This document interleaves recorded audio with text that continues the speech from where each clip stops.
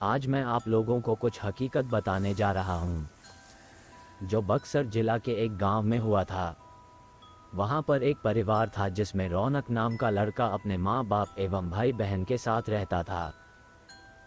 रौनक 20 साल का जब हो गया तो उसको देखने के लिए लड़की वाले आने लगे। कुछ दिन बीत गया, तभी रौनक को एक लड़की की फोटो अच्छी लगी। उसने अपनी माँ को बोला, माँ मैं इसी से शादी करूंगा, और बोलता भी क्यों नहीं।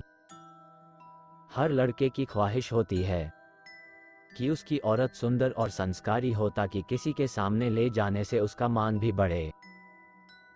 उसकी माँ ने बोला, ठीक है बेटा, तुम्हारी शादी मैं इसी से करवाऊंगी, और लड़की के पिता को हाँ बोल दिया। कुछ दिन बाद उसकी शादी का दिन आ गया। वो बहुत खुश था क्योंकि उसकी हल्दी मेहंदी और संगीत से घर में खुशी छाई हुई थी। सारे मेहमान से उसका घर भर गया था। वो मन ही मन सोच रहा था कि मैं अपनी औरत को बाहर घुमाने ले जाऊंगा और दोस्तों के साथ खूब बातें भी करूंगा कि देखो मेरी औरत लाखों में एक है। मन ही मन लड्डू फूट रहे थे, और उस दिन उसका इंतजार भी खत्म हो गया, क्योंकि उस दिन उसकी शादी जो हो रही थी। गांव वाले भी धूमधाम से बारात लेकर लड़की के घर पहुंचे और दोनों की शादी भी हो गई। जब सुबह विदाई हुई तो उस समय लड़की को डोली में अकेले ही ससुराल लाया जाता था। चार कहार डोली को उठाते उठाते थक गए थे। वो बेचारे सोचे कि कहीं पेट दिखा तो डोली उसके नीचे रख देंगे, तो थोड़ी देर आराम करके फिर आगे बढ़ेंगे, और आम का पेड़ तभी दिख गया। वो लोग डोली को रखकर पानी पीने लगे और बोले कि बहू अगर आपको भी प्यास लगी हो तो पानी पी लो। बहू ने कुछ नहीं बोला और चारों की थोड़ी सी आंख लग गई। तभी उस पेड़ की चुड़ैल नीचे उतरी और दुल्हन को मारकर उसके अंदर आ गई और डोली में बैठ गई, क्योंकि दोपहर का समय था। थोड़ी देर बाद वह अपने ससुराल आ गई। लोग चार होने के बाद जब रात हुई तो रौनक अपने कमरे में गया। जब वह अपने बिस्तर पर बैठकर दुल्हन से बातें कर रहा था, तभी उसे जोर से प्यास लगी। उसने कहा, मैं पानी पीकर आता हूं। दुल्हन ने बोला, आप बैठो, मैं पानी दे रही हूं।